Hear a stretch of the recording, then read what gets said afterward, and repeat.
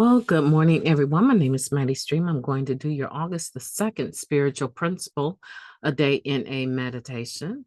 Sorry I've delayed, but we're here together now. So let's enjoy this time. The title of the meditation, With Independence Comes Responsibility.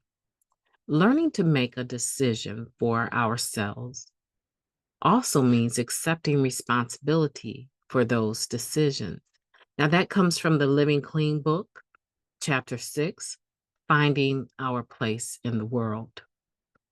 We aren't alone and we can't recover alone, but our commitment to mutual support doesn't negate our independence or the responsibility that attaining it and sustaining it demands. With all the apt suggestions we provide each other, our decisions about how we live are our own. And learning to live with those choices is its own beast. Some members define responsibility as the willingness to accept the consequences of our actions. Even clean, we have to keep learning the lesson that our choices aren't made in a vacuum. They affect those around us. When we find ourselves thinking once again, I'm only hurting myself, it's time for a closer look. We may want to exercise freedom of choice with more awareness and care. And other members say, careful what you pray for, you just might get it.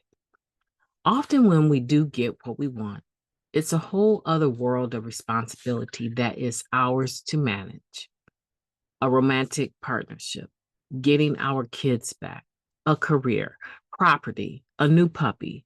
All of these are gifts we must care for in order to sustain. We keep what we have only with vigilance and also with commitment, discipline, patience, acceptance, passion, and a lot of love.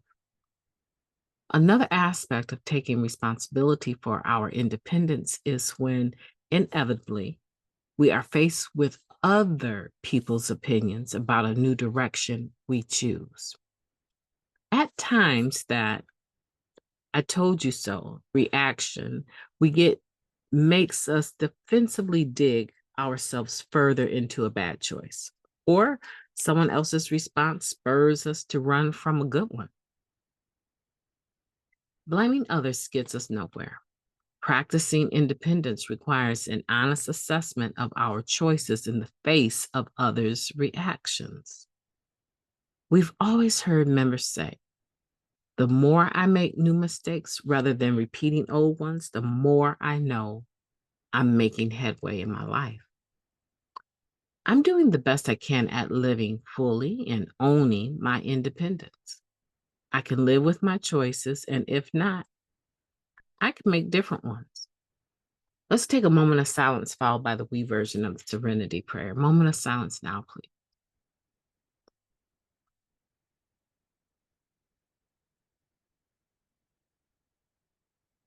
Thank you, God. Grant us the serenity to accept the things that we cannot change, the courage to change the things that we can, and the wisdom to know the difference.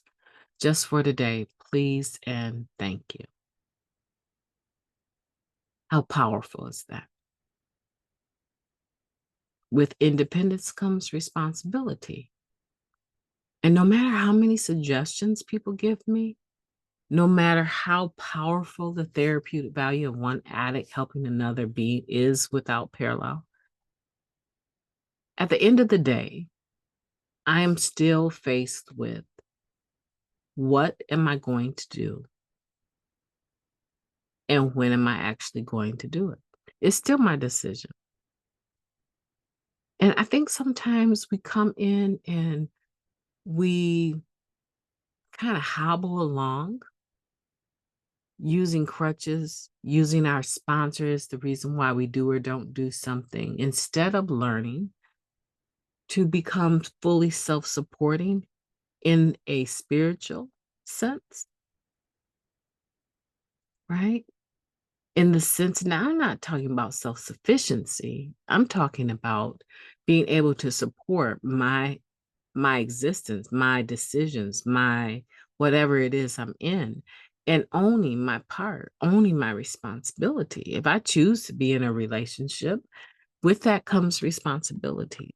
Because now I'm saying I want to interact with you on a regular basis. However that looks, I've decided to be in a relationship with you. Then there's behaviors that go with that. And sometimes there's unrealistic expectations, but one of the most general ones that's a foundation for an intimate relationship is that we engage each other on a regular basis, whatever that looks like. So when things don't go my way and I'm in a relationship with you, that doesn't mean that I get to all of a sudden use the silent treatment on you. The exact opposite. It pulls me more towards you in wanting to understand why you're doing what you're doing and explaining why I feel the way I feel and finding out what our common ground is. Independence brings responsibility, and a lot of times people don't want the responsibilities, so they stay dependent because it's easier to say such and such did such and so I did this. My husband did this, so I did that. My wife brought this, and so I reacted this way. At the end of the day, it's your own character